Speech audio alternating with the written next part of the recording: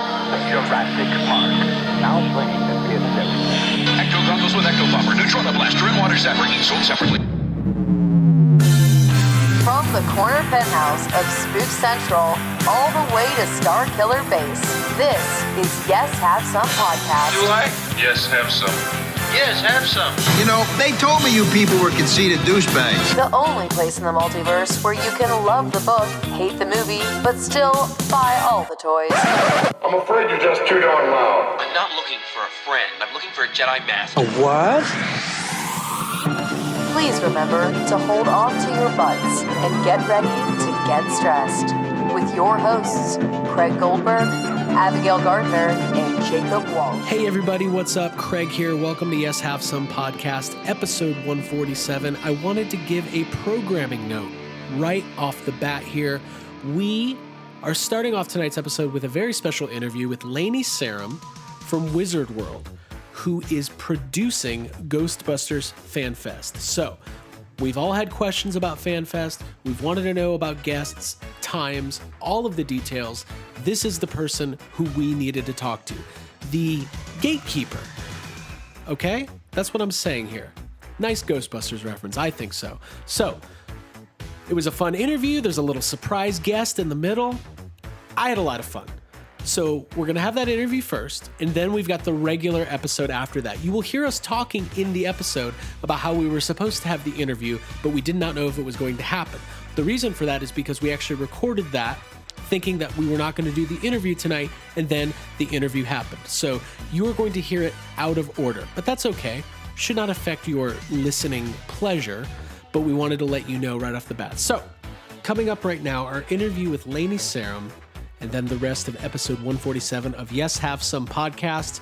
Lots of good information here. If you're going to FanFest or if you're on the fence, you are going to want to hear this. Here we go. All right, everybody, we are back here at Yes Have Some Podcast with our very special guest tonight. I am very excited to introduce everybody to Lainey Sarum, who is producing and putting on a little event called Ghostbusters Fan Fest in Culver City on the Sony lot. I think our listeners maybe have heard us talk about this a little bit.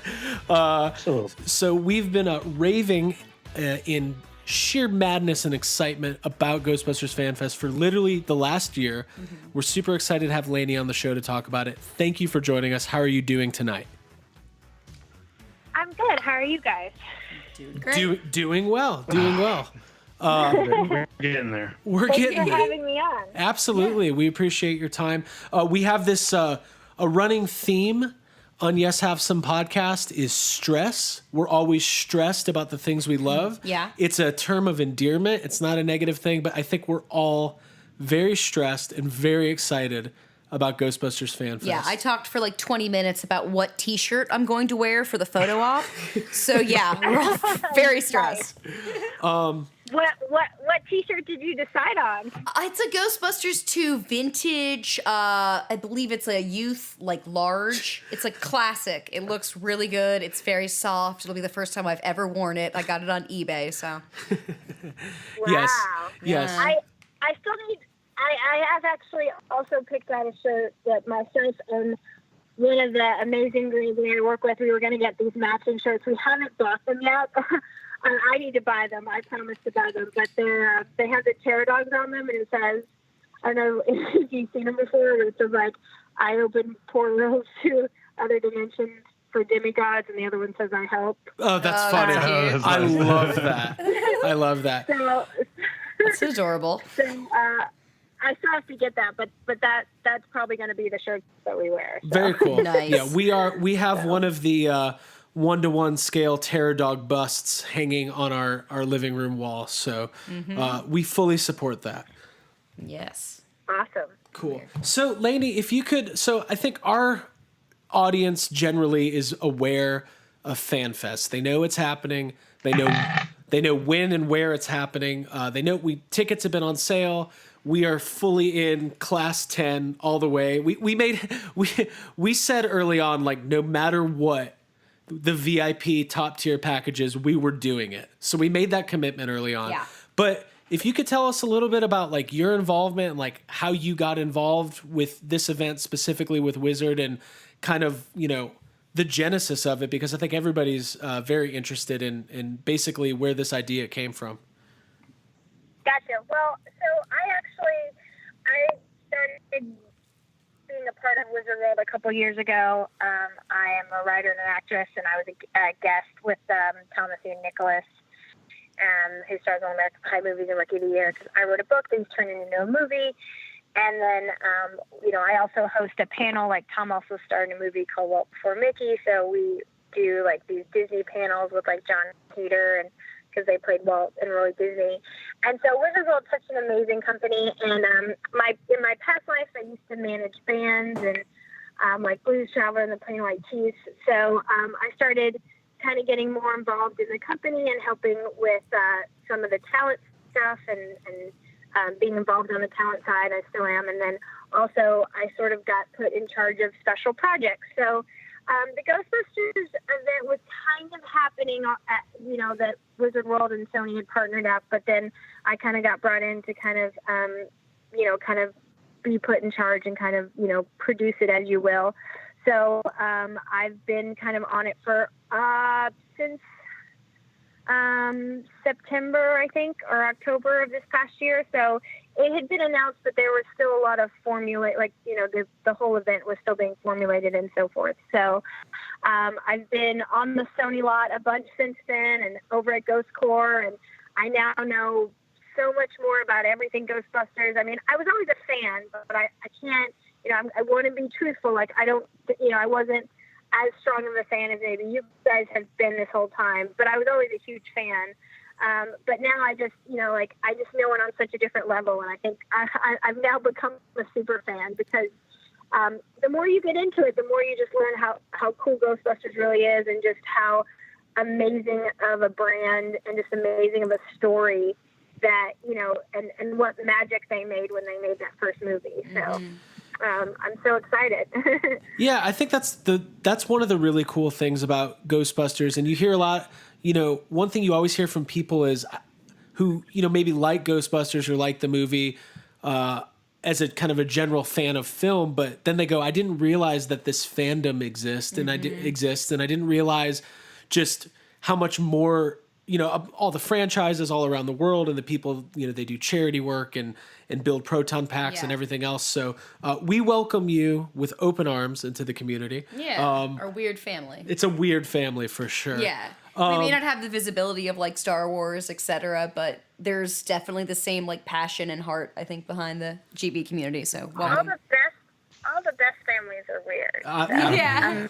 I'm excited. True. I know mine is. Yeah, and we love Ghost Corps. We've gotten over the last couple of years gotten to know Eric really well, and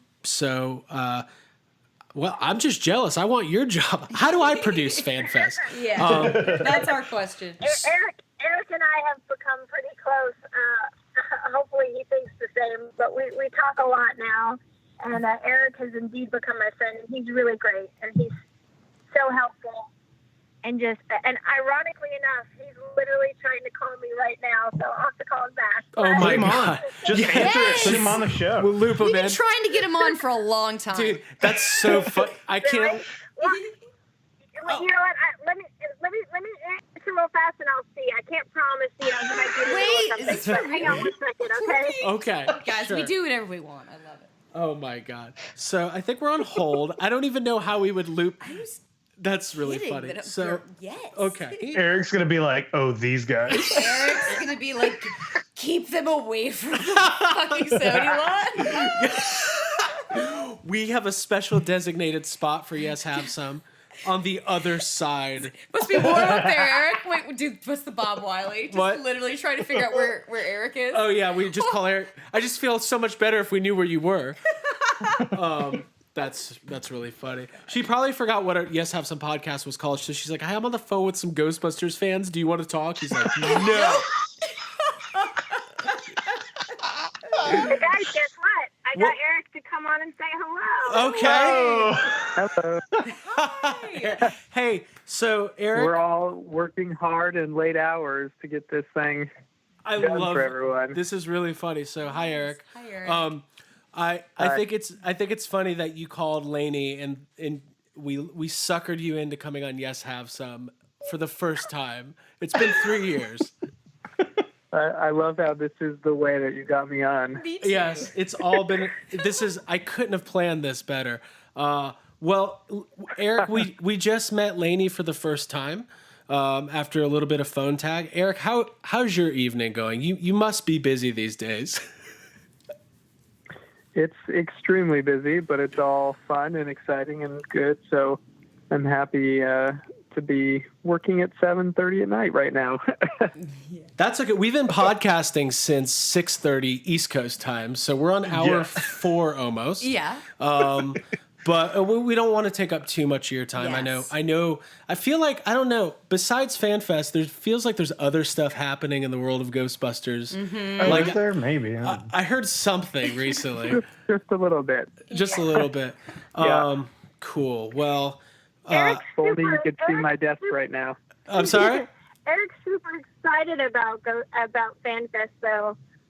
He's been such an integral part of making sure this is all going to happen and be as exciting and be as wonderful to the fans as you guys are, been excited for. So when you see Eric at FanFest, you should definitely give him a hug or something, or some, candy or something, because he's done I a think lot you to make promised me it. more than that, lady. Yes. I think will we have walk- a drink. Yeah, there's going to in be, mind. I think, maybe a vacation. I know Eric drinks and vacations, but you guys can probably give him a little bit less. So I definitely owe Eric lots of drinks. He definitely deserves, I need to buy him a vacation wherever he wants to go. And probably something else. I don't know. I'll have to figure out what that is. Right. Well, either way, if we can help facilitate whether it's vacation or Eric, I always said I would hate to open Eric's inbox any given morning. So maybe just a time away from the emails from the crazy Ghostbusters fans.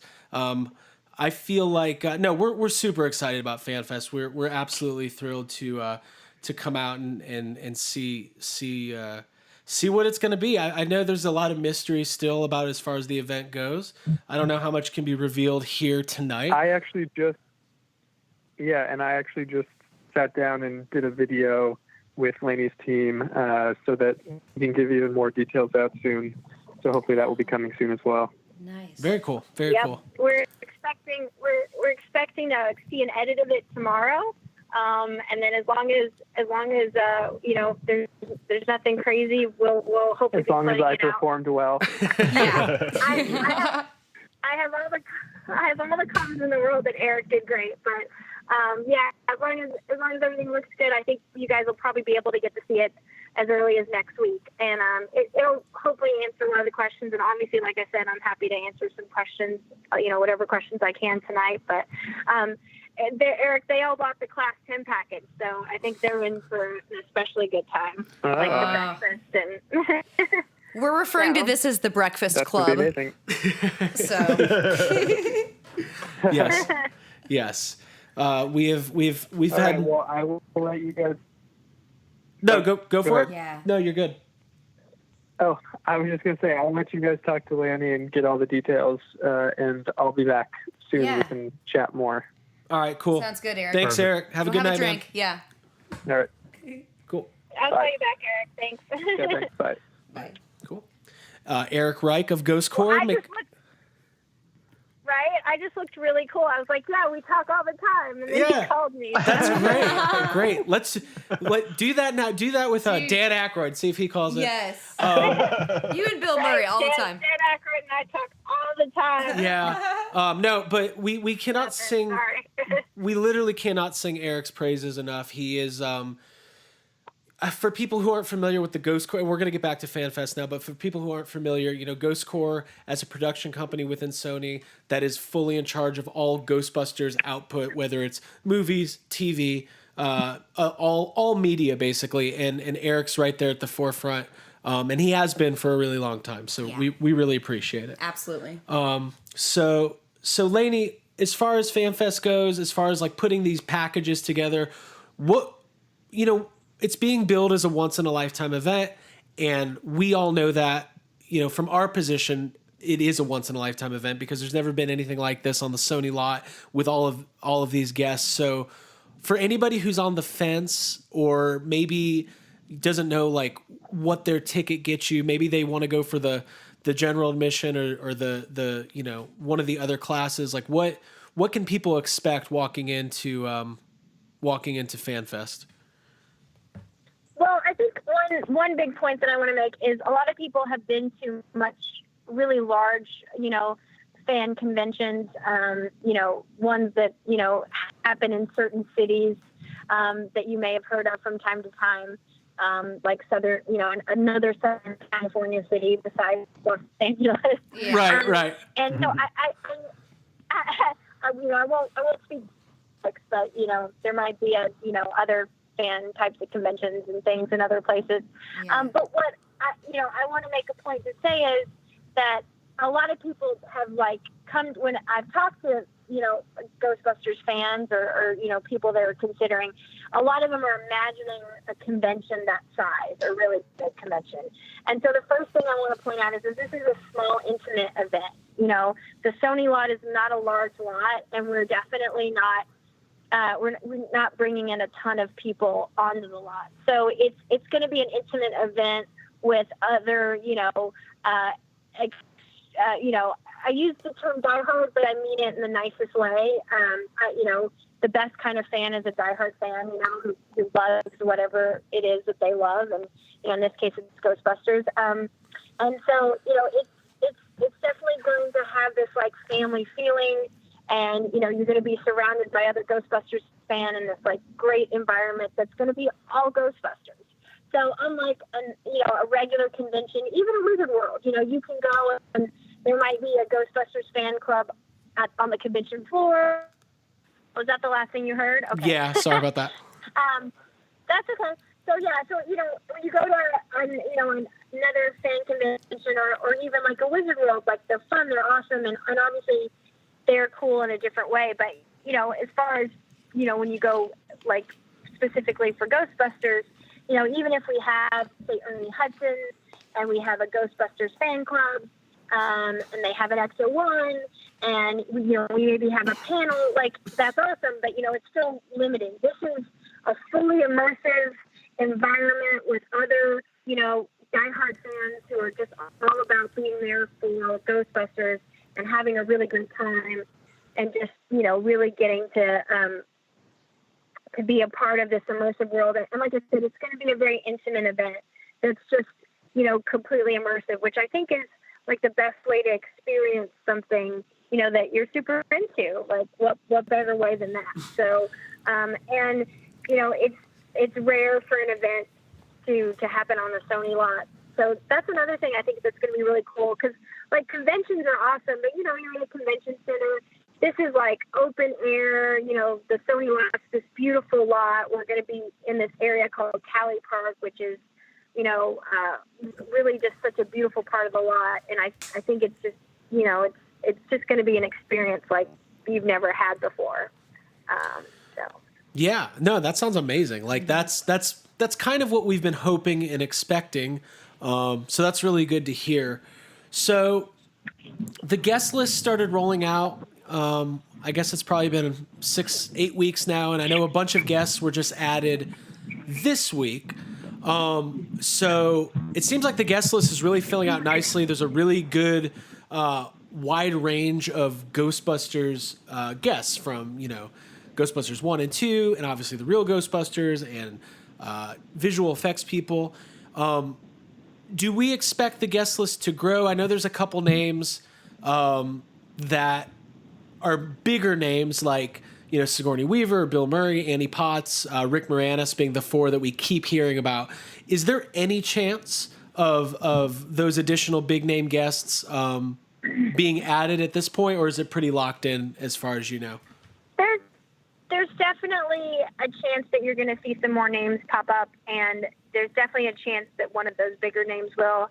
I know Annie Potts specifically wanted to come, but she can't come due to some Toy Story 4 stuff that's going on. Okay, that makes sense. It won't be Annie. Unfortunately, I was really hoping Annie was going to be able to come because I personally love her. So I'll just be sad about that myself. Yeah. But there is a chance for someone else. I can't make any promises, but we're definitely, working on it. And, I just keep fingers crossed. And there is actually not someone you mentioned, but there's someone else that is involved in Ghostbusters, not the first one, but is involved in Ghostbusters in another way that I think everyone's going to be pretty excited about. And we're going to do something really cool with that person. So I unfortunately hasn't been announced yet, so I literally just got the answer today that it was happening. So that gets I'm my still wheels. working out the details. Yeah. That gets my wheels spinning. I'm like Peter McNichol. My mind goes a lot of different places, so I'll save you the stress. I'll save you the stress of guessing in front of you because that'd be rude to do. What do you think, Jake? Would that be rude to do? Yeah, we're gonna do it anyway though. So here we go. So I'm just kidding. I've been hoping for the Bobby Brown live experience myself, but That would be amazing. But so that sounds great, and this is what we've been telling people. Like, listen. Once in a lifetime culmination of like the environment, the people that are going to be there. It's like it's a really special thing that I personally am looking forward to, and I think that it's like you mentioned, it's going to be a different experience from your average convention, and we do go to a lot of conventions, so I'm looking forward to this like intimate setting. Yeah. And I think that's one of the reasons, there's been people who talk about the prices and when people can only compare it to maybe a regular Wizard World event or some other big con or celebration, it's hard to understand that. Like, I don't know if you can give actual capacity numbers, but my guess is that this has always been an event for maybe a couple thousand people or less, not a 30 or 40,000 people hanging out on the Sony lot. You're pretty close. I can't give exact numbers, but your guess is, impressively close. Yeah, cool. And it's definitely not in the 30,000 or even. Yeah, it's you're very spot on the very approximate number that is the maximum number. We're close on this one. I can feel it. So there was some question this week. Wizard announced that there's going to be another Wizard World event going on simultaneously on the Sony lot that Saturday.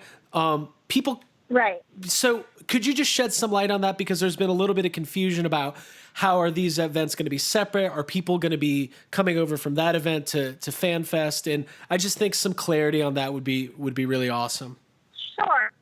So the idea was that it's a tribute to there's another part of the lot that we were not going to be using for anything because we had mapped out what we were going to use, and obviously, though, the entire lot is going to be sort of dedicated for just this event. And so we had this great idea to have sort of a tribute to Ghostbusters and have, obviously, everything within the Ghostbusters event is totally Ghostbusters. You can't be there unless you're related in some way, as a guest. And like I said, all the activities, all the panels are Ghostbusters related. We're going to have a paranormal panel, which hasn't been announced yet, so I guess I'm giving that away. But there's going to be a paranormal panel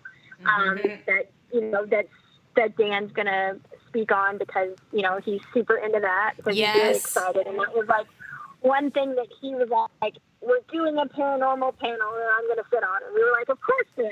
Like, that's the greatest thing I've ever heard. Like that's worth like.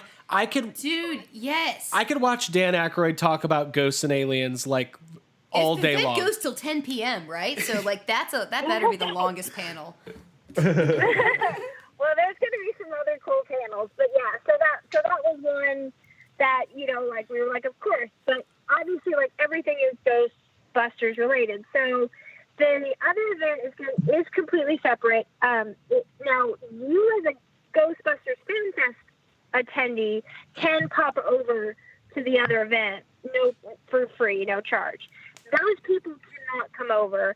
If there are any tickets left that day, if they want to pay the difference and upgrade to come over, they would have that opportunity. But you can go over to their event for free. They can't come over to your event for free. Gotcha. That's how it works. And it's basically, like I said, it's sort of a tribute event to Ghostbusters because, it's such a cool thing. And there were some other actors and things that wanted to be a part of the event, but we were like, no, you can't be a part of Ghostbusters and they're like, but I'm a huge fan. And that was actually kind of where the idea kind of broke out of. It was like, well, maybe we could have a tribute event over here on the side. That is, also fun as well. But, again, so they're going to be basically in tribute of the 35 years and the amazing history that Ghostbusters has. But, they have to go to their own little event because they're not because Ghostbusters is just Ghostbusters now. Yeah. And that's what we've there was some concern from people, and I've been assuring people, like, look, this is going to be, it might be in the same general area, but this is two different events. And FanFest is FanFest, and it is an exclusive Ghostbusters event. So no worries there. So you mentioned the Supernatural panel with Dan Aykroyd. That I'm happy to moderate. Just let me know the details. And like I said, I want to say paranormal, and I only make that specification because Supernatural is a TV show. Oh yeah, Supernatural, right. It will not be. Dan Aykroyd is not doing the Supernatural or the X-Files or the Roswell panel. This will be paranormal. I don't think there's been any other panels. There's been some assumptions. Can you shed light on any of the other panels that might be happening during the day? I'm trying to think of some. You said there's some assumptions. How about we play the game? Tell me what you think. Perfect. So there's been. We know that there's going to be like a real Ghostbusters live reading. I think the assumptions is there would be maybe like a special effects panel from the movies with some of the effects people. I think that's a good guess for sure. Cool. I think just maybe a general Ghostbusters panel with the original cast and Ivan, and I think that's an assumption. I think you got a good guess there for sure. Guys, hold on real quick. I'm doing pretty good. You're doing great. As far as the new movie goes, I think a lot of people. So when people start thinking, okay, this is Ghostbusters Fan Fest, there's a new movie coming out, people's mind kind of goes to like Hall H at that other convention we talked about that we're not going to name. Is there a likelihood of seeing some stuff, some maybe some surprises or some news about the new Ghostbusters movie that's being? I know it's not in production yet, but it will be. Right. If you caught the fact that Jason Reitman is going to be at the event, and if you caught the Wizard World press release that came out, I think Jason said that he might say a thing or two. So is that about the new movie? I think that was kind of how he worded it. So I think if you're on the assumption that something will happen in regard to the new movie with Jason being there, then I think you would be on the right track. That's all I really can say. Perfect. And I may have already said too much. But that's fine. I feel like I might be okay. I might still. These are all assumptions. These are all just assumptions. Yeah. Now, so like I said, I think you can. I think you guys sound like pretty smart people, and Jason's going to be there, and he made the offhanded mention in the press release. So I think that there's a good shot that something in regard to the new movie. Something strange in that neighborhood. Something strange. There's something that's going to occur. Yeah. Okay. I can't reveal much else. Cool. Guys, Yes. I'm excited. Me too. I'm very excited. excitement level So I do want to reiterate, we really appreciate your time. This is, I think there's so much value in putting this information out. We've got lots of friends coming from literally all over the world. So we think people are going to get a lot out of this. Yeah. So as far as the packages go, we know. Let's just focus on Class 10 because that's what we're doing. Okay. I think everybody's pretty well aware with like what's included in the packages. We did get some questions about like the signed DVD, like who's signing it. I've been telling people like just wait and see, be surprised, kind of thing. But there's also mention of like exclusive collectibles, and we know that there's going to be different vendors there. Could you shed any light on maybe not the specifics, but maybe what's kind of going into the planning for those packages? Yeah. Well, obviously there's the items that got talked about. You're going to get a collectible bag and the patch and the pen, and those are going to be specifically for this event. So there's no other place that you'll ever be able to get them again, and they're specific to just this event. So it's the 35th anniversary fan festival, like pin and patch, which some people I know will put on their Ghostbusters uniforms or not. But like those are going to be pretty collectible, because basically if you didn't come to the event, you didn't get one. And you can't get them anywhere else. You won't be able to buy them. You won't, that's it.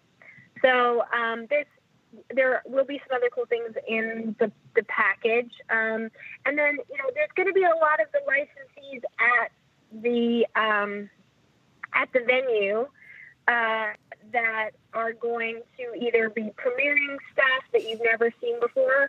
One in particular that I am super excited about, and I know that they gave Eric this item, and I've been trying to figure out a way for me to get one, but I haven't got one, so I might just have to buy it.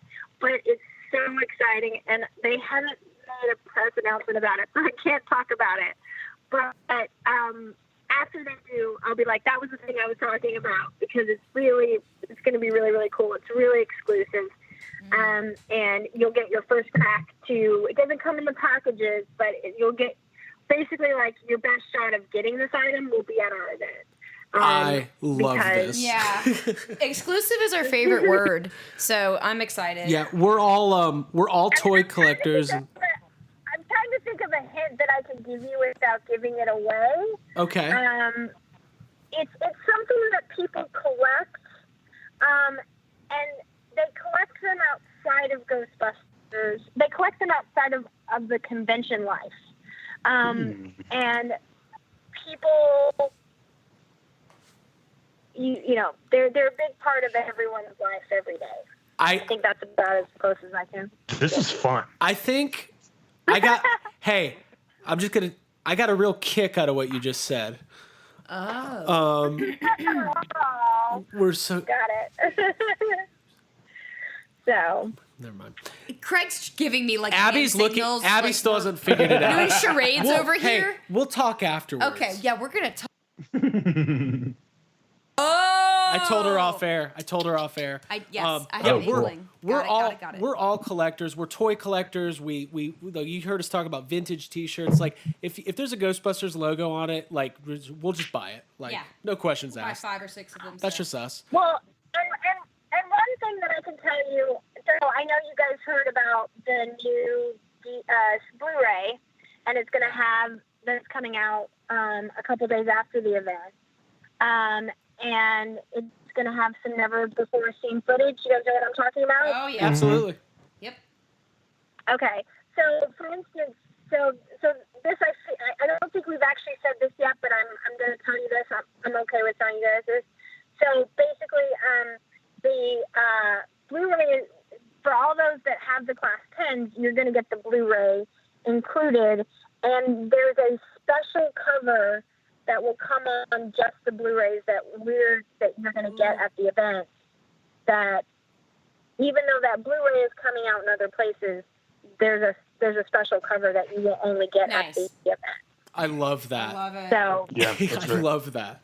and I think that's what's really cool about an event like this is the exclusivity and the just like things like if you're a collector, if you're into this community, like those are the things that make to me the price of admission. Like you're paying for the experience of being there, but you're also knowing that there's like physical things that you're going to be able to take with you as mementos and collectibles is so awesome. I love that. Mm-hmm. Very cool. Yeah, I think it's hopefully like all the things that you want. It's going to be these really fun panels and things like Dan talking on a paranormal panel, which is going to be really fun. Getting to see some of the original cast all back together again. Obviously, it isn't everyone, which we're really sad about, but for obvious reasons, there were some people that were never ever going to be able to be here, unfortunately. Right. So, but it's still going to be like a great amount of people. We just announced some smaller tank members, but some that I personally was really excited about, and I saw some people also really excited about it. Like, for instance, we have Jennifer Runyon and Steve Cash, who are the female and male student at the beginning of the movie. Mm-hmm. And while those parts are small, like I think it's like really cool that they're going to be there, and you could get like a photo op with the two of them, like and that's something like maybe if you are a casual Ghostbusters fan, you're just like who, but as a diehard fan, like I feel like that's really cool. No, like, it's cool. Yeah. I mean, that's like a memorable. Yeah, it's a memorable scene, and it's the first. Basically, it's the opening of the movie, essentially. So yeah. As far as guests go, one question we keep getting a lot of, as far as like, I know you guys put out photo op prices. I'm assuming all the guests are going to have their own tables, and it's kind of a traditional con setup where it's like some of them might do photos at their tables and autographs, some might not. It's just up to the guest discretion. But I want to make sure that that's true before I keep telling people. Yeah, for sure. Definitely, like, there will be some that will, pictures at the table, or in other words, selfies for other cool kids. And some exactly won't, it's kind of up to them. And then some people will be doing things kind of more individually, where others are, not going to, like it's kind of like in the package only. So, so yeah, it'll definitely vary. And obviously, as like photo op schedules go up and other things, all that information will become clear. And we have like some great customer service people that, if you have any questions or if you reach out to them, they're really great at answering. And I'm always available as well. I've had some, Ghostbusters fans reach out to me about some specific questions, and if I can answer it, I definitely will. But if I can't, I'll get back to you.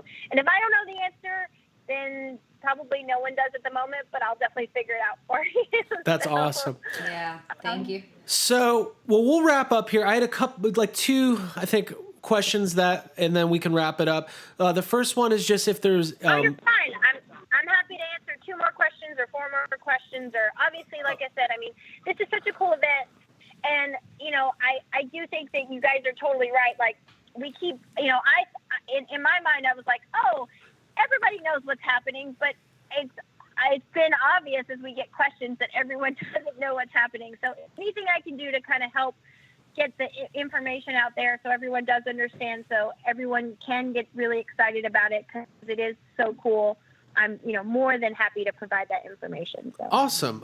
Well, so one of the questions we've got a lot are about the times. So like what the schedule will be for Friday and Saturday. I know that stuff's probably subject to change, but do you guys have any loose idea on the times of the event? Yeah, we haven't made them public, but I feel like I guess I could. The breakfast is going to start earlier, but doors will open around 11 for everyone else. And we're going to go to about 10 o'clock at night. Oh my God. So, yes. That's great. I love that. All day. All day. Yes. And all day, definitely, it's a one-day event, and so we definitely want to make sure that you have the best day possible. And I don't know if anyone's caught this, but the end of the event is Ray Parker Jr. performing. See, now I'm gonna cry. Yeah. Now I'm gonna, because I was wondering at first. I was like, okay, if they have a stage set up with Ray Parker Jr., is he just gonna play the Ghostbusters theme like on the hour, every hour, like at Disney? No, he's actually got an 8-piece band, and he and I have been chatting about it. By the way, when you call him, his phone rings his own version of the Ghostbusters song. Oh my God. And when you call him and you get his voicemail, he also has another version of the Ghostbusters song to tell you to leave a message. So that's pretty cool. But What's that number? He's gonna call. And when you but he's gonna actually play for an hour. So he's like doing a full-on performance with his 8-piece band. And also, I don't know this is public yet either. I'm just giving you guys everything, aren't I? We won't tell He's got a documentary that we're going to be premiering at the festival as well. How awesome is that? Yeah, that was very actually cool. That actually led into my other question, because I know there was mention of some documentary being shown, and I just wanted to clarify what that would be. So it sounds like we're going to be watching Ray Parker Jr., which is incredible. Like there may or may not be some other documentaries, but that one is about his life, and obviously Ghostbusters is a big part of that. And yeah, that's going to definitely be happening at the event, so that should be pretty exciting for everyone. Nice. Yeah. And I'm really excited to see it. It's actually being finished as we speak. So, actually, when does this podcast air? Because I technically wasn't supposed to tell people that yet. But. Okay. It's fine. We can put it. We can wait to post it, or we can edit something out. Whatever you need, we'll be there for you. Yeah. I think it's totally fine to. I think it's totally fine to say it, actually. Okay. Cool.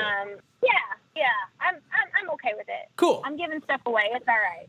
So, Cool. I mean, that's a good little, like, I think the thing is, like, for these kind of events, you want to be surprised, but you want to know, like, you want to have kind of an idea of what's going on, but then you don't want to know exactly what the day is going to bring you.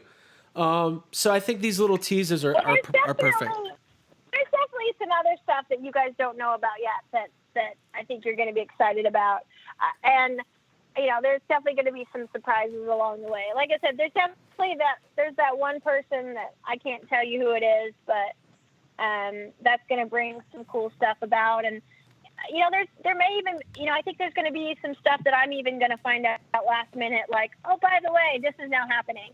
I'm going to be like, okay, we're going to make that work, And I think I think that's really important for people to understand, that this is Wizard is a company that puts on events, and Ghost Corps is a company that is making Ghostbusters movies. And there's a lot of, I'm assuming, working with them, there's just a lot of back and forth, and they've got ideas of their own, you've got ideas of your own. And like any project, in my regular life, I'm in project management. There's a lot of moving parts, and it's not easy. So the fact that you all are pulling this off, and like, we've talked about a Ghostbusters only convention forever. So the fact that it's happening is kind of like dream come true type scenario. So we're just excited to be a part of it in any way that we can.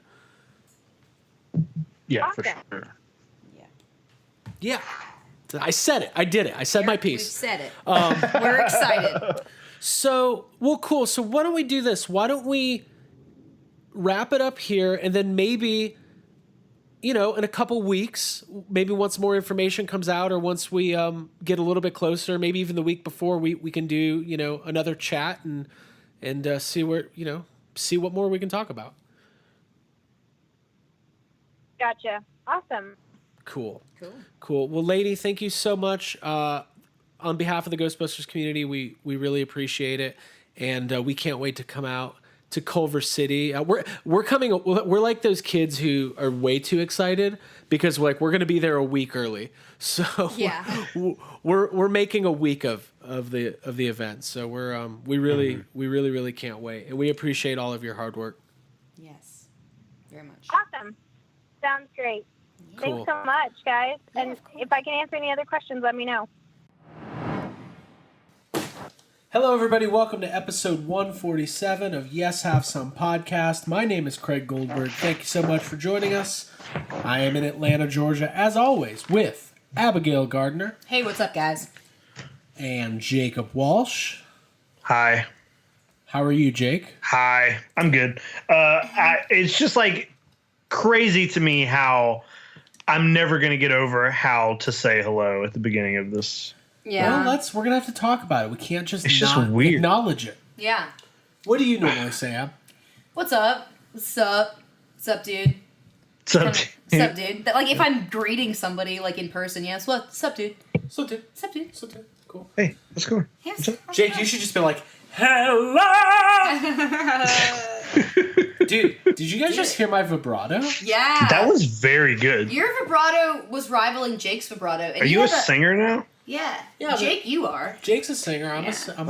According to Thank Jake's biography, he's a award-winning musician. Ooh. And I wrote a well-received blog. We'll get into that another time. Welcome, everybody, to the show.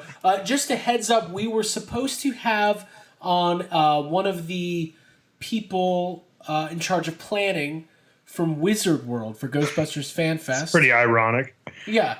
We're having a little bit of planning on. Yeah, we're having a little connection issue, but so we might jump in the middle at any point with an interview. Yeah. But we don't know if it's going to happen. So we'll Surprise guest, maybe. Could be. But because we want to talk about FanFest and we want to get more details. Mm-hmm. And it's 44 days away. I know that. Yeah, I looked it Is up it? today. That's yeah. it? 44 days, man. 44. Fuck. I've already started packing. You did? I already started laying outfits out last night. I think it's a little too early. A little. Yeah. But we're all in the same boat. We're all trying to get ready, trying to prepare. Jake, have you figured out what you're getting signed yet? No. I mean, I go through this thing where I think I do, but then I'm like, maybe I don't. I'm probably going to get this print that I have of the Ecto 1 signed by everybody. Right. I remember you talking about That's that. That's probably what I'm going to do, yeah. Okay. That and my copy of Jagged Little Pill. Oh, right. Yes. For Dave Coulier. Do it. Abigail, You gotta do it. What are you getting signed? God, I don't even know at this point. I know we have that print, that one Mondo print. I can't remember the artist. Yeah, but that's what I'm getting signed. That's what you're gonna get signed. I don't know. Like, I'm still kind of waiting for more guests. Personally, like, Sigourney Weaver or Annie Potts would be like, those are kind of my top two that I would really like to see there. So I don't know. I'd love to meet Finn Wolfhard too. I could see myself getting some It stuff signed. They've announced. Hold on. If he's there. They've announced about 20 guests. Yeah. And I just asked Abby what she's getting signed, and you went on to tell me all the guests that aren't there. Yeah. And that you hope Finn Wolfhard's there so you can get some It stuff signed. Yeah, that's my plan. Well, you're going to take care of the Ghostbusters stuff. There's two of us. We've got two of everything. So you take care of your half. I'll take care of mine. Perfect. Cool. It is settled. So they added a bunch of guests to FanFest. But let's wait to talk about that. We can talk about that in a little bit once we do this interview. Yeah. If we do it. I'm on the edge of my seat. I don't know about you. Is it happening? I don't know. Probably not. Yeah. Hoping so. Jake, how's your week going, man? You know, it's going pretty good, man. I've spent all day today.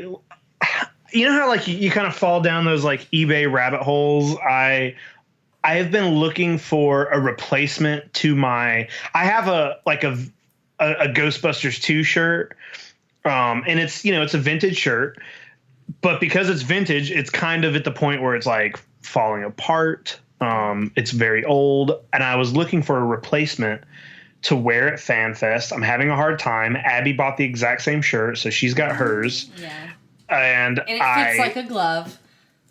And I'm jealous because I want to know. I'm like going to go fish mine out and be like, assess the damage on it to see if I really do need to replace it or if it's like worth wearing. Yeah. But in doing that, I started being like, all right, well, what other shirts do I want to bring? So I found a vintage promotional Twister shirt today that happened to be in my size. And I did a little best offer back and forth, and I ended up buying that.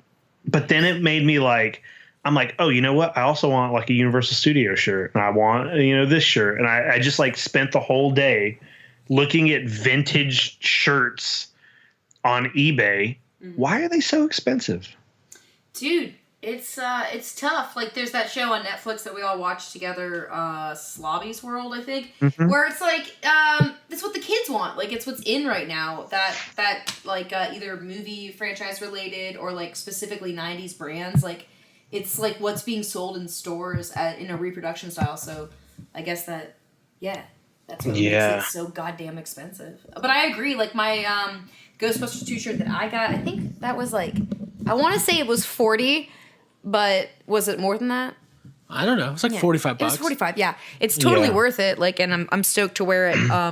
But yeah, I know the stress of trying to piece together the outfits and trying to get things ready, especially when there's a photo op involved, and trying to figure out what we're gonna get signed and how it's all gonna happen. Which is why I'm eager to talk to our contact if and when it happens. If it happens. I don't think we have a contact. Are we just gonna keep it's a maybe? Yeah. It's a maybe. It's a soft maybe. The stress is real. I think it was a maybe an hour and a half ago. At this point, I think it's a no. Well, stranger things have happened. Abby's looked forward to Ghostbusters Fan Fest to meet Finn Wolfhard to get her It poster signed. Hey, if he shows up, that's what I'm getting signed. I have that poster. Don't make fun of me. That poster that I got signed at Spooky that year. Yeah. And then there was Spooky, then there was the other convention we did in Atlanta that had Chosen was at. So I'm like, yeah. If Finn's there, that's what he ain't signing Ghostbusters shit. He's signing my It poster. Kidbusters. Anyways. Kidbusters, yep. And a single mom. Yeah, Jake, I think the thing with vintage Ghostbusters t-shirts specifically is that the vast majority of those items were made in kid sizes. So it's kind of hard to find an adult man large or extra large or whatever shirt. Obviously, all of the real Ghostbusters stuff, Abby, you can wear vintage real Ghostbusters. I can't. Mm-hmm. Yeah. I can't fit into a youth large. For sure, yeah. Mm-hmm. So thanks a lot. Yeah, I understand. But it's all tough. Good. It's tough. Life is tough. Tough world. But yeah, going back through my Ghostbusters t-shirt collection, I'm always surprised with how many I really do. I'm just bragging right now, but I do have a lot. So. I'm so impressed with my collection. I one time found a Ghostbusters 2 jacket on eBay, and I was like, oh my God, I want this so bad. It was such a good deal that even though I knew it wouldn't fit me, I bought it. And then I remember giving it to you guys, and I remember Craig being like, oh, maybe I can fit into this. And I remember seeing the disappointment and the sadness on your face when you were like, I guess it's Abby's. Dude, if that was an episode of Seinfeld, it would be called The Jacket. And yes, I completely agree. That's one of my favorite jackets. I was talking on our bonus episode earlier about my jacket collection. And that Ghostbusters 2, it's I don't know if it was for the crew it's a production or production. jacket Okay. or something. Yeah, it's I just love it. It photographs well. It's in great condition. And it's kind of a one of a kind. So there you go. Thank you. You're welcome. Thanks, Jakes. Thanks for getting that for yourself and then giving it to me. Speaking of bonus episodes, if you want to get in on the Yes Have Some bonus content, Abby, will you tell them? Because I have to cough. Yeah. If you want to get in on bonus content, just give us $5 every month on Patreon. So that's all you got to do. You go to patreon.com/yeshavesomecast/YHS. No. Okay. Well, why don't you you've coughed. Get back on the mic. You're going to go to patreon.com/yeshavesome. Okay. You're going to sign up. $5 a month gets you all of the bonus episodes. We do 2 to 3 bonus episodes a month. And once you sign up, you get a complete access to our whole archive of bonus episodes. So we've been doing it since last July. Don't laugh at me. I can talk. Guys, it's been episodes. Did you say boner episodes? No, those are $10. That's what we call them. They're more expensive. So yeah, if you want to get it, we just did an episode. We reviewed the classic film Three Ninjas. Oh, we went in depth for hours. We just wrapped up. That could have been the longest bonus episode ever. So Yeah, so you'll want to tune in for that one if you're already a patron. And if you want to know what we're even referring to, you're going to go to patreon.com/yeshavesome and you'll sign up. And we really appreciate the support. It means a lot to us, and we couldn't do this without everybody. Yeah. So thank you. I thank you. I can't speak for Abby and Jake. I think they thank you. I think I'm thankful for watching Three Ninjas. So thank you very much for your support, for real though. Well, I got some stress this week, folks. Yeah? Let's hear it.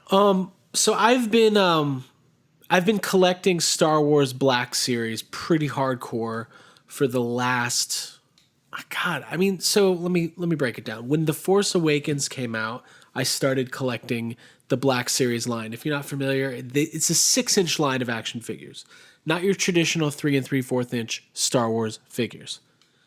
Got pretty in deep to it, probably got 30 or 40 figures in. But once the hype of The Force Awakens died down, once I started assessing my collections, I made this weird decision. I was like, you know what? I'm not going to collect this. I might one day collect vintage Star Wars, but I'm not. This line is too expensive. It's been going on for 4 or 5 years. I don't have the time, money, or energy to keep going with the Black Series. So I sold what I had, and I was A-okay. So then a year later, Rogue One came out, right? Yeah. And they put out all these new Black Series figures, and I really liked Rogue One, and I liked the characters. And I kept seeing these figures, and I was like, I'm not going to do it, not going to do it, not going to do it. I held out for probably close to a year. And then I guess it was a little bit before The Last Jedi came out. All of the Rogue One figures were like on deep discount. So like you could get all of the Black Series figures from Rogue One for like $5 at Target. And I told myself, I was like, I know if I buy a couple of these, I'm going to be right back in the thick of it. Just like Han Solo in The Force Awakens. Bought them, put them on my shelf. 2 years later, I got about 150 Black Series figures. Whoa. I'm only a couple figures short of like completing the current run, which started with The Force Awakens. I think there's only 2 figures I need. The Stormtrooper. How many figures is that? Like, do you have like a rough count? Yeah, so I use an app called My Toy Box, which is specifically a Star Wars collecting app. So if I go into... Okay, so this is what it is. In 2013, the line started. And so for the first 2 parts of the line, there was 29 figures total. I'm not that focused. I have some of those, but that's not my focus right now. The current line of the Black Series started in 2016 with figure number 1 being Finn, the Jakku Finn. And they are currently at figure 83. Okay. So out of those 83, I only need 2. It's not bad. It's not. Yeah. It's not bad. And then there's a lot of like, besides that, there's lots of like, exclusives. There's Walgreens exclusives, Target exclusives, online. And then there's like a couple vehicles. So between those 83 figures plus some of the exclusives and, it's like I've got the speeder bike stormtrooper on his speeder. I've got Rey with her speeder, Luke with her speeder. I've got General Grievous just came out. I got a lot. Yeah. And I'm looking at it now, and I think there's definitely over 100 figures there. So, yeah, when you asked how many, Jake, I was going to say about 3 DTOFs full, but I mean, it's technically like 2.5. Like 1 DTOF very full, and then 1 kind of full. Yeah. So that's a lot. But my stress is that, like, I do want to get the Qui-Gon figure, but I had the chance to buy it once, and it's literally... It looks so bad. It's a bad figure. And I think it was like maybe 1 or 2 months before they started doing like the real scan photo technology. Because if you like look at the current Black Series figures versus what they were like 2 years ago, like they look incredible now. Like the Daisy Ridley figures, all like the first Rey, like yeah, I remember those. I remember buying like that was right before they started doing that. Is I only have a few of those, but that was right around when I started picking them up, and I remember looking in the store at the Rey figures, like trying to find, the good one. Like, where's the new ones? Yeah. Yeah. Yeah, they looked pretty bad. I feel like in general in the world of action figures, like female characters have always gotten the like short end of the stick. Mm-hmm. Like I don't know if it's just harder to replicate female features on a small figure or whatever, but some of those early ones looked really bad. Like the old Princess Leia figures in the Black Series line look terrible. But now they're using this new technology and they look fucking awesome. So my stress is that at Star Wars Celebration last week, they put out 2 exclusive Black Series figures from celebrating the 20th anniversary of Phantom Menace. So there's a Darth Maul and a Qui-Gon Jinn. Mm-hmm. And they're in the like original Phantom Menace packaging. Oh, and okay. They look amazing. Now, here's the stress. They sold out at the show. Mm-hmm. I wasn't there. I didn't get my hands on them. Both of those figures are being re-released in the regular line. So in the next couple months, I'll be able to go to the store and get those figures. It just won't be the packaging, right? Won't be in the exclusive packaging. Now, I am a loose Black Series collector. I don't collect Black Series in package. I even had the exclusive... LBSC. I had the X-Wing Luke from the last celebration in package. I ended up selling it because it went up in value. As did I. Yep. I was like, well, I paid $30 for this. I'm about to get $300. Mm-hmm. Yep. Now, all of this leads to my stress. On May 4th, it is rumored that they will be releasing a small quantity of the Black Series exclusives from Celebration online. They'll be the normal price of $28 a piece. Right now, they're going on eBay for $75 to $100 a piece. Okay.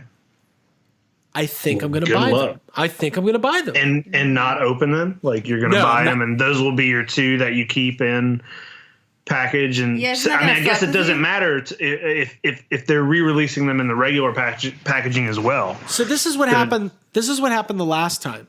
They were at Celebration. They sold out and their value increased. Then they released them online and they were available for a while and the value decreased. Yeah. Once those sold out and it was clear, like, okay, it's not happening anymore, the value started going up. So what I'm saying is I buy the Darth Maul and Qui-Gon, hold on to it for a while. Worst case scenario is I have 2 really cool figures that I put on display. Mm-hmm. Best case scenario, I can pay for more figures. I could sell them and buy more figures. Yeah. Right. Sell them, get the khakis, get some more figures. Nice. I'm not really into like buying figures to like flip for profit, but I'm also not. You're not against. I'm not against like it's part of the collecting world. Like some people take really weird stances about this stuff. It's really bad in like the world of print collecting. People get so mad, like all these scalpers just buying these prints to sell them. It's like it's just part of it, man. Mm-hmm. It's just part of the deal. So I guess my stress is that I don't know if I'm going to shell out the money. Of course I know. Of course I'm going to do it. You're going to buy them. But I guess my stress is like, what if they sell out? And also, do I like the Phantom Menace? I've been having like really weird feelings about the prequels in general lately. Yeah. But I think that's some pretty good stress. That's very good stress. Yeah. Yeah, it's classic YHS stress right there, man. Yeah. I'm looking at the toy shelves as you're talking. I'm getting more stressed. There's a few stressful things. Can we talk about how they fall down every time we open the door? Because that's kind of stressful. And how the barge is on top of the shelves. That's kind of stressful. Dude, I forgot about the barge. Yeah. You forgot about the fucking barge. Hey, talking about stressful toys and stuff falling. Yeah. I posted this in group therapy last night right before I went to bed. I was sitting in my living room just like watching TV, getting ready to go to sleep when I hear the worst thing you can possibly hear. I heard something fall in my toy room. Mm. it was very loud. It scared me. And I was like, well, something is broke. I know something's broken. So I walk in there and it's like, you don't want to turn the light on and see what's on the floor. And what fell was the 12-inch Ash from Army of Darkness figure. It's an old figure. I'm pretty sure it's a McFarlane. It was part of the like Movie Maniacs line. It fell from the very top shelf, landed on the ground, broke into 3 pieces. One of those pieces did snap back in together. It didn't like completely break. It just like can be taken apart. Mm-hmm. But the arm part is broken. I can glue it and it will look completely fine. You won't be able to tell because it's like an inside piece. Yeah. But that arm would no longer have like mobility. It will be fixed in that position, which I guess is fine. But that is the most fucking like toys falling it's the most stressful thing that can happen. Yeah. Either that or locking your cat in your toy room all night, which we did recently by accident. Nothing. She was asleep. She was fine. Nothing was broken. But because it was Gypsy. She's a good cat. Gypsy's a good cat. So that would have been the other ones. Wouldn't have ended so well. Speaking of, so Jake, that is really stressful. Yeah, I think all collectors have gone through. I would call that's inevitable. Like eventually you're gonna drop and break a toy you love. Yeah, but sometimes you can't glue it back together. You try. It's a whole thing. Yeah, it's a whole thing.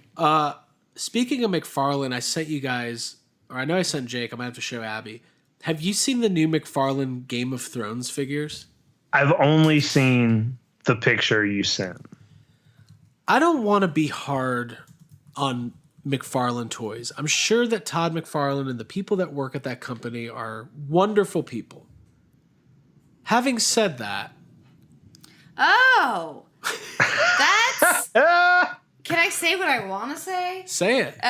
Daenerys, the Khaleesi, she looks like she's in Cruise Shadows. It's really weird. It's like a really bizarre hairstyle, among other things. Like, yeah, dude. I'm just saying, like, if you're gonna try, like, we've had this debate before, where like when a figure's $20 or $25, it's kind of hard to like be super super critical, because like you know it's a small price point, it's mass produced, but more and more when I see what NECA's doing, it's just like, and I'm looking at the website right now, and I'm looking at the Jon Snow figure.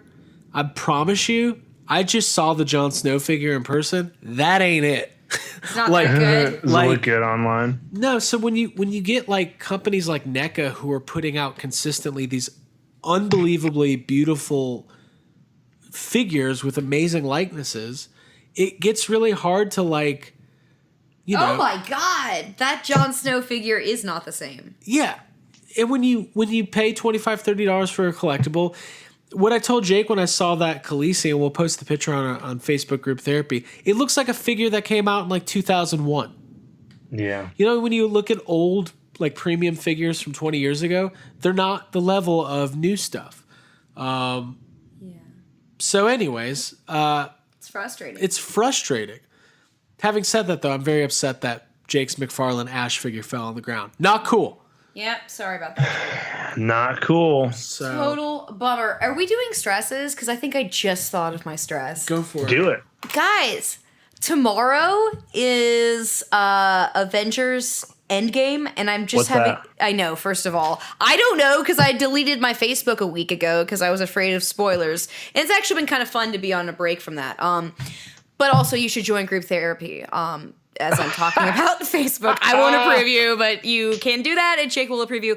But so I just realized that I'm going to be seeing characters that I care deeply for, i.e. like Guardians of the Galaxy, Star-Lord, maybe, probably, definitely Rocket, and the whole group that I'm obviously like very emotionally tied to. And I'm having a realization that I might be taking some crying selfies tomorrow night after this movie. I may not be able to handle it. I remember how I felt after Infinity War, and I've stayed so far away from trailers and spoilers, etc., relating to this movie that it's almost like I don't even know it's happening tomorrow. It feels very surreal. I have the entire day off of work. I'm very excited. I'm gonna like prepare as much as possible. Maybe go back and rewatch some of the Marvel movies that I haven't seen as much. But you should find one of those good like one of those really good recap videos. I'm sure I might watch one of those too. I know you've missed a few movies, but that would probably be you mentioned helpful. In our I feel like this is worth talking about. You mentioned this in our Patreon episode that you just recently watched Captain America for the first time. Yeah. And it like you liked it more because you didn't realize that he started off as like I thought he was like the fucking like captain of the football team all the time, like the same character he was in another teen movie, and like so I disliked Captain America just off, and I was he's also like a goody two shoes who like doesn't swear, so I was just like fucking lame. But then when I saw the movie and like how his like fighting spirit, even though he was like a scrawny little guy, like that made me identify and like relate to him and like him. Yeah, have you seen Winter Soldier? Yes. Yeah. But that one still didn't win me over, like just being real. Yeah, well, I mean, I feel like it wouldn't seeing that, not seeing the first. You have to see that first one first. And that's why you should always watch them in sequential order. So hey, the first Captain America was directed by Joe Johnston. Who directed what movie, Jake? Jurassic World? I don't know. Nah, close. Joe Johnston, who are we talking about? Jurassic Park 3. Oh, okay. Oh, okay, right. Yep. Word. Shout out to Trevor Morgan. Hey, Trevor. We'll have to ask him what working with Joe was like someday. Yeah. Yeah, I've got Avengers stress because, like, you know, when we walked out of Infinity War last summer or last May, and you get that feeling like, oh, we got to wait a whole year. And then, like, you close your eyes and a year goes by and you're like, holy shit, I can't believe the new Avengers is out. Yeah. I feel like time went by way too fast. It was quick. Somebody's using that time stone. Oh. Who, though? Reference to the movie. My question when I watch these Avengers movies is, like what? Like, who are they? What is that? Like, is this a documentary? Yeah. No, I'm really, like, I know when people listen to this, like, Avengers will be out. People will be talking about it. Maybe we can lay out. Do we have any predictions? Like, I haven't watched anything except for the first trailer. I've avoided spoilers. I've avoided theories. Like, I'm going into this movie. I've avoided whole movies, apparently. Have you avoided Thor: Dark World? Yeah, I think that you and Jake might have some more theories than I honestly. I don't really think have theories, but like, I just feel like predictions might be kind of fun to just. Do you have anything on your mind, Jake? Do you have anything you think? I don't know. I mean, I also haven't watched any of the trailers besides, you know, the one or two or whatever that have come out. I don't know. I was thinking about it like as I was watching Infinity War today. Like I put it on yesterday and watched like half yesterday and I finished it today. I want it to be as fresh in my mind as possible. And I put together, this is complete. I'll do this afterwards because this is completely separate, but something about the Avengers movies that I think I've noticed. As far as predictions, I'm trying to think like, I think everybody thinks like, oh, well, Captain America and Iron Man are going to die. Like everybody says that. And I'm like, is that too predictable that they're going to die? Maybe they're not. Like maybe one of them might, maybe they're not going to die, but maybe they're just going to be done after. I don't know. Like, I feel like that's almost too.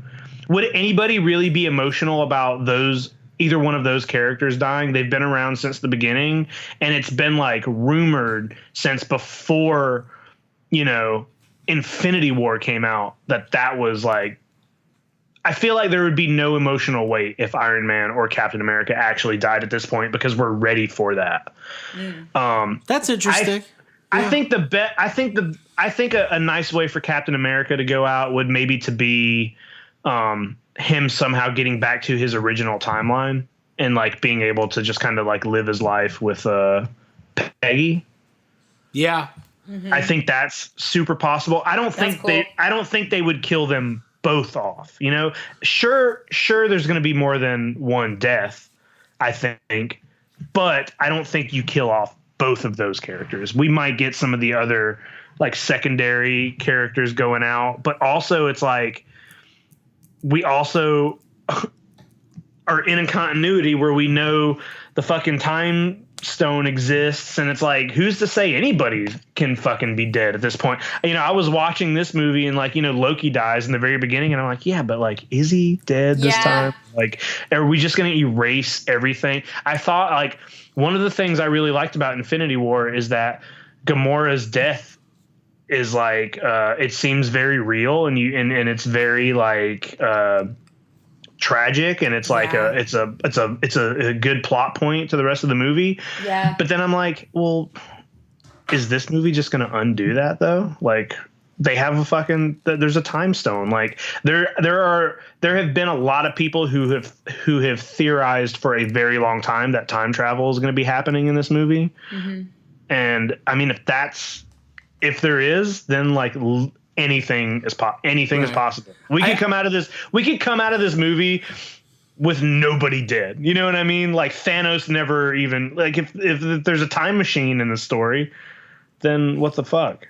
Yeah, I think like all bets are off. Yeah. Like I do think there's going to be some. Yeah. I do think some of the stuff from like as far as who's dead might be reversed from the last movie, but I think maybe there will be some that you can't work around, almost like that. Right, and I think like the Russo brothers are so, like, they're so good. They're such talented filmmakers and writers. Like, I don't think they're going to pull punches. Like, I think their intention is to have this be a completion of this phase 3 of the MCU and of this story. I love the idea of Captain America ending up back in his original timeline, because that's a really good way for Chris Evans to be done with the character. Right? Yeah. But it's also a really good way for like 10 years down the road to have him show back up. Yeah. You know? Like, so, because it's like, you kind of have to think about these movies like you think about comic books. Like, nobody's ever really dead. Wait, I just nobody's ever really gone. But they're not. Let the hate flow through you. The other day, you know how Palpatine's got like 20 names? Like he's like the Emperor, Senator Palpatine. Are you about to make fun of me? Yes, Emperor Palpatine. Yeah. Darth Sidious, Sheev. Like the other day, Abby was referencing him and she called him the Chancellor. I was like, I like it. Out of all of the names you could have selected, the Chancellor. The Chancellor. That's his wrestling name. Yeah. Ladies and gentlemen, all the way from Naboo. Lightning strikes. Okay. I came to play. You know what I think I noticed about. I noticed this while watching Infinity War this time, and I think it applies to any of the like Avengers films.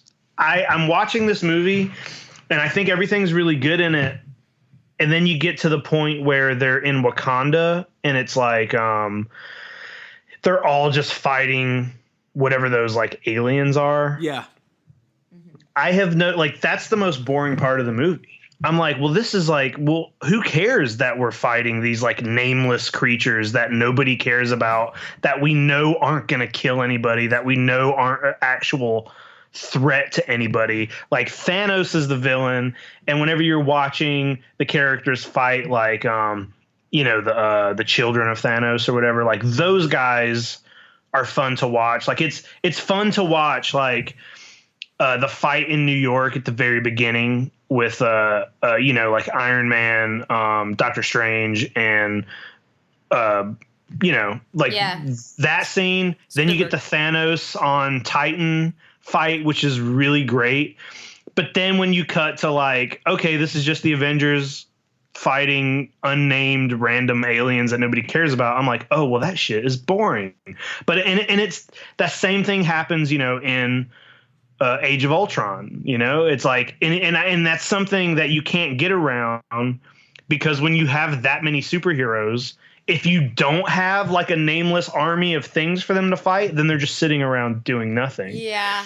And they've done that in all of the Avengers movies. We just didn't care in the first Avengers movie because it was the first Avengers movie and it was the first time you were getting to see everybody together, and it was like, it was more, the movie was about seeing that stuff.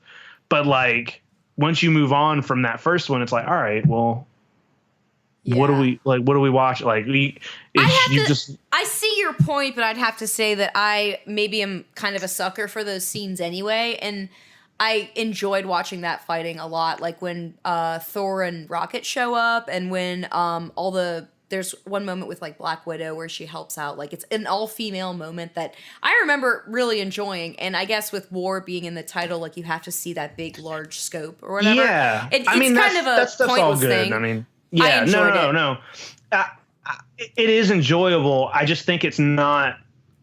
I think those kind of scenes are. I think they're great the first time you watch it. I don't think that kind of stuff holds up as good. Like I'm watching this movie for the third time, and everything else I'm super interested in until it gets to those kind of scenes where I'm like, well, this doesn't really. Like the motivation might not be there. Or momentum it just doesn't really do anything. I think those scenes are very much like the.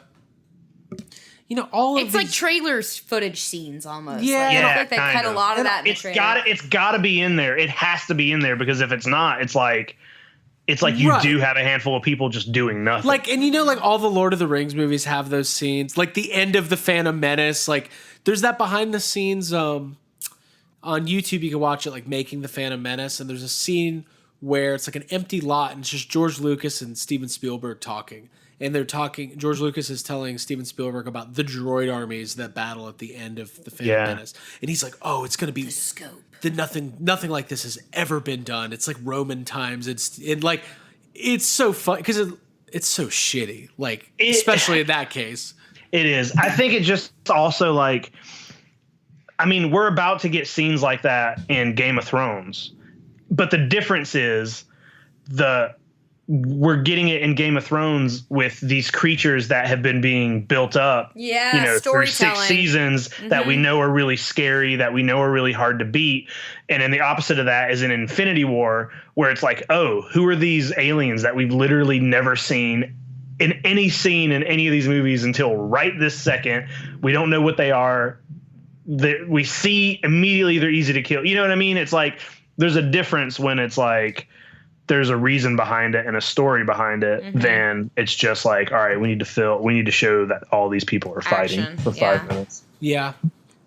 And I'm really interested because obviously everybody's been talking about Avengers being so long, which I'm fine with. Like, I like long movies. Like, and if it's something I'm interested in, I don't care if it's 3 hours. Like, if it's good, which by all, like, the early Rotten Tomato score says it's very good. I'm strapping in. I'm ready for it. Yeah. What do you guys think? I am strapped in. You ready? Is this your most? I'm ready. We did our most anticipated movies of the year. This was in my top 3 or 4, but I'm finding myself to be I'm trying to lower my expectations, but I am very excited to go see this movie tomorrow. Yeah, I am too. More than anything, I'm very pleased that we acquired our tickets and that we have that all mapped out, because opening night is a big deal for these kind of movies, and I'm looking forward to being in a theater with other devoted fans who probably know even more than I do. It's just such a big moment to see the opening credits for the Marvel movies and like just to feel everything as it's going. And I'm really excited for this movie in particular because it's like the Olympics. It's like everything, like the final act. Right. So except for if the Olympics happened 4 times a year instead of every 4 years. Yeah. Exactly. And then they said this is going to be Stan Lee's last cameo. Oh. Yep. So I really wish he would try harder and record some more cameos. Yeah. Wow. Jake, you got any stress? I mean, I think I talked about a lot of it. It was the t-shirt stress and eBay recently, but I mean, I'm trying to think, man. I don't have any other things like on the forefront of my mind as far as stress. You putting me on the spot. Whoa, spot stress. I mean, all of our, I know what we can talk about. We got like real life stress. I'm not going to talk about. No, we're not going to talk about it. Real life stress. No way. What's that? What do we think of this new Child's Play trailer? Oh, I guess we can talk about that. There's a new trailer for Child's Play, the remake of the original. It's coming out here in a couple months. We've got our first look and listen. to Chucky. If I have one more person tell me that his name's Buddy now, I'm going to be very upset. Now, His name's Buddy. having said that, I think it was just one person, but Dude, dumb people's reactions though when you're excited about a trailer, I can just say I completely agree. I love it. Yeah. All right, Jake, what'd you think about this Child's Play trailer? I mean, this movie looks good to me, man. Like, I mean, I don't want to get like, I'm not going to get my hopes up. It's weird because you see a lot of people that are still kind of like attacking the way the Chucky doll looks. We still haven't really gotten super clear images. We get a couple flashes of him, and it looks all good and fun. I think the movie's going to be fine. Like, even if it's not like, oh, this is amazing, I think it's going to be, from everything that we've seen, it's definitely going to be better than a lot of things we've gotten from Chucky in the past. And I think it will be a fine, like, coexisting Child's Play film. Like, it looks fine. It's got good actors in it. It looks fun. I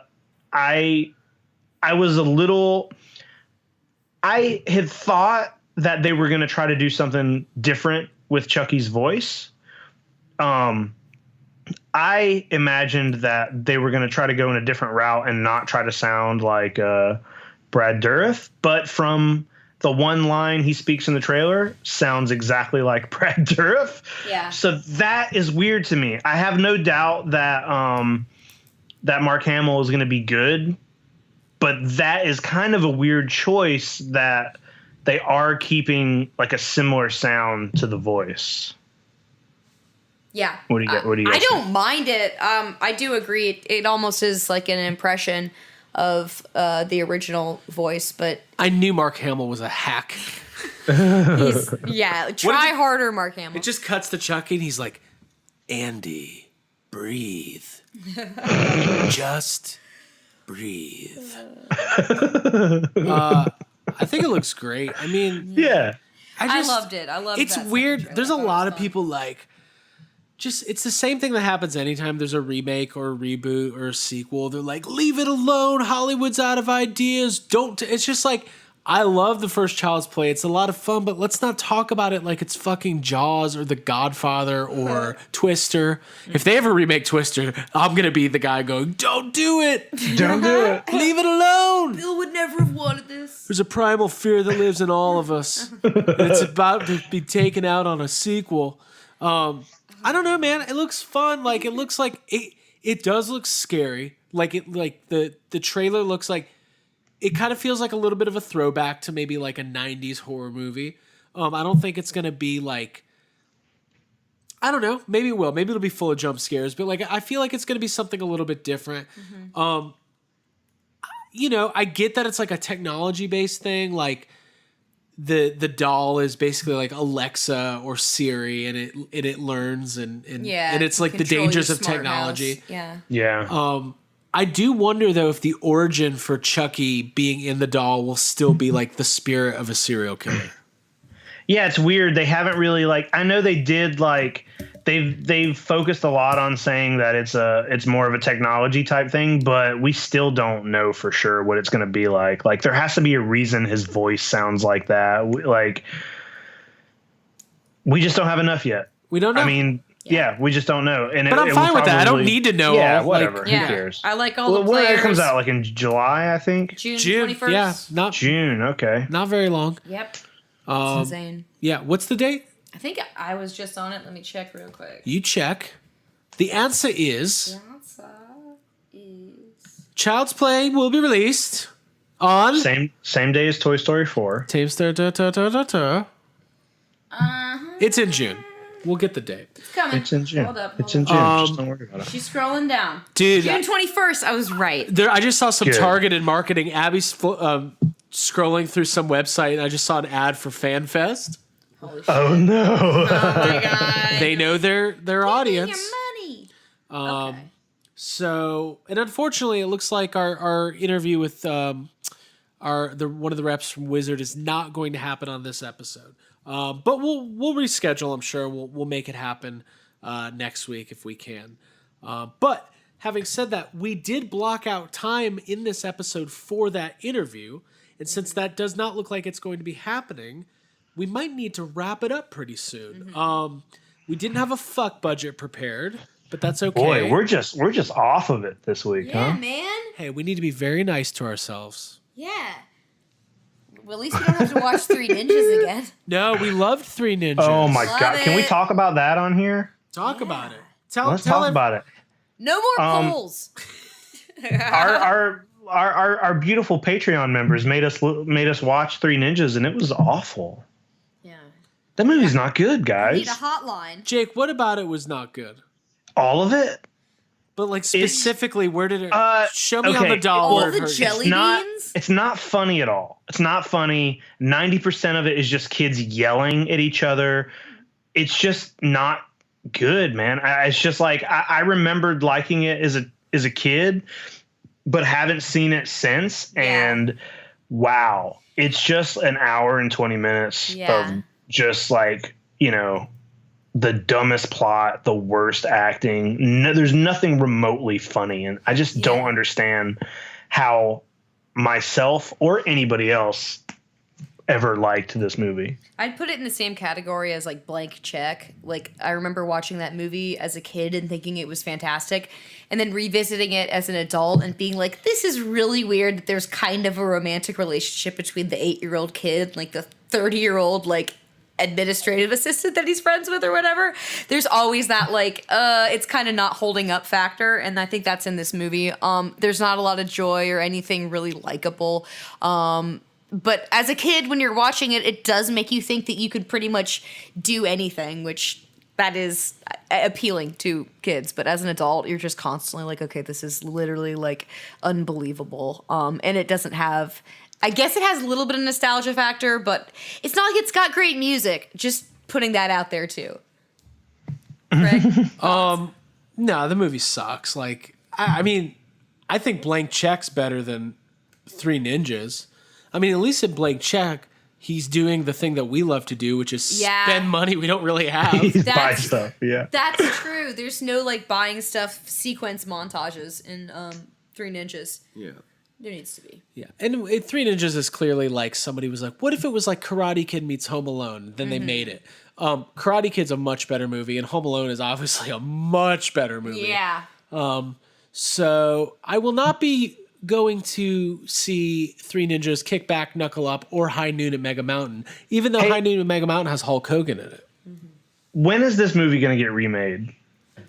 Three Ninjas? Are they gonna remake Three Ninjas? I bet they will. Dude, yeah. What would it be? Who would be in it? Seth Rogen, James Franco. But it'd be their daughters, and it would be like it'd be all yoga girls, related. yeah. It's like All yoga girls. masters. Yeah. Okay. Yeah. Okay. They can't do this movie. There's so many terrorists. they will. Like, I like how it's three little kids and the villain is an international terrorist. It just doesn't like that doesn't You know happen. this by his ponytail and his bad suit and the fact that he smokes gets cigarettes. shot by the police in front of the children. This movie ends with like, I don't know how old Tum Tum is, but it ends with him celebrating over a dead guy. There's also a scene in this movie where there's also a scene in this movie where the grandpa throws a knife into a man's chest. I was like, wait, what? Just the fact like that there's these murder in this. 3 kids spend their entire summer at their grandpa's house, who's basically like a prepper slash like gun, not a gun enthusiast, but a weapons enthusiast. It's kind of it's Yeah, it's a little out and there. we're supposed to be mad at the dad for not wanting the kid. Like, no, the dad's like an FBI agent who knows that the grandfather is former friends with a terrorist. No wonder he doesn't want the kids up there. Also, yeah, Tum Tum was traumatized. There should be like a Dr. Sleep style sequel where we see Tum Tum as an adult dealing with the trauma. Dude, I saw like- Schneider die in front of my eyes. it's a dream sequence. He's like walking on jelly beans. And that's Dude, that's so good. So, God. that'll be up this week. So if you're a patron, check it out. And like we said earlier, if you want to get in on those bonus episodes, head over to patreon.com/yeshavesome and sign up today. Yeah. Abigail, Yes. tell us about social media. Yes, please. Also sign up for those because I think our episode was probably better than the movie itself. So yeah, go get it. Guaranteed. Guaranteed better. If you want to talk about Three Ninjas or other movies, if you want to participate in polls and like help us decide what we're going to talk about, you can join Yes Have Some Group Therapy on Facebook. Go to Facebook.com/YesHaveSome facebook.com/yeshavesomecast. And you will scroll on down and find group therapy, ask to join. As of tomorrow, I will be back on Facebook and I will approve you. If you do this tonight. Did you give up Facebook for Lent? Yeah, no, but I kind of feel like it and it feels good. Like I might start giving things up for Lent more often. Or just, yes, what is going on here? So yes, have some group therapy. Go to Facebook, sign up, join, and you can be part of our group. It'll be fantastic. Absolutely. And besides that, on top of that, you can find Yes Have Some Podcast at our official website, yhspodcast.com. And of course, we have a YouTube channel. Just search Yes Have Some. It'll be the first thing that pops up. And Twitter and Instagram. Love Instagram. Yeah. At YHS Podcast. We post a lot of pictures of our toys, the things we buy. Stories. Lots of good fun do it all. happening over there. Boomerangs. And it's hard to have a podcast. You got to be all over the place. Whatever happened to just, I have a podcast. Go on iTunes and find it. Now it's subscribe to Yes Have Some on iTunes and also YouTube and then Instagram and Twitter and also Facebook plus the Facebook Spotify. group. We don't even have Snapchat. Should we get it? Do people No. still use Snapchat? I don't know. Do people still use Twitter? Yeah. Twitter's making a comeback. Is it? I don't know. That's just something I wanted to say. Oh, all right. Well, anyways, there's a lot of places you can find Yes Have Some, but most of all, you can find us at Ghostbusters Fan Fest. And we wanted to let everybody know that you can get 20% off tickets to Ghostbusters Fan Fest by using the code YHSPC20. I think that's the code. Will somebody confirm that that's the code? It's on our boy. Instagram. Oh, boy. Use the code YHSPC20 and you're going to be getting 20% off your FanFest tickets. And listen, let's say you go for that Class 10 package. That's $1,500. 20% off $1,500. Listen, I'm not going to do math for you, but it's a lot of money. So YHSPC20 is the code. You can go to wizardworld.com and buy your tickets. And we're going to be out there. We cannot wait to hang out with everybody. And earlier we were talking about, is there going to be anything that happens at FanFest that makes us cry? I'm going to be crying all weekend. Yeah. I don't know why. I just get emotional about Ghostbusters. So go to wizardworld.com, find the link for tickets for FanFest, use the code YHSPC20 for 20% off admission to this once-in-a-lifetime event. Yeah. And Join hopefully- the Breakfast Club. Dude, Be one of us. if you can handle it. Yeah. I'm excited. Jake, you excited? No. All right. Well, for Jacob Walsh and Abigail Gardner, my name's Craig Goldberg. Hopefully next week we'll be able to connect with our people from Wizard and learn a little bit more about the event. But hey, things happen. You got to roll on, right? Yep. That's what I say. Gotta have a coupon day. Got to keep on keeping on. Yep. You got to have a coupon day. Yeah. Life's a garden. Dig it. Hey, Joe Dirt is legitimately so funny. That's a good movie. It's a good movie. We need to revisit that. Jake, I know you revisited Ace Ventura this week and had some thoughts about that. I did, yeah. Are we talking about it or are we ending it? Well, we'll talk about more out? We'll Talk about it later. We'll talk about Ace Ventura next time. Next week. Because similar to that, nature is calling. Ooh. All right. I have to pee. Okay. And I need to get some All dinner. right. All right. Bye, everybody. And a Dr. Pepper. Bye, guys. Bye.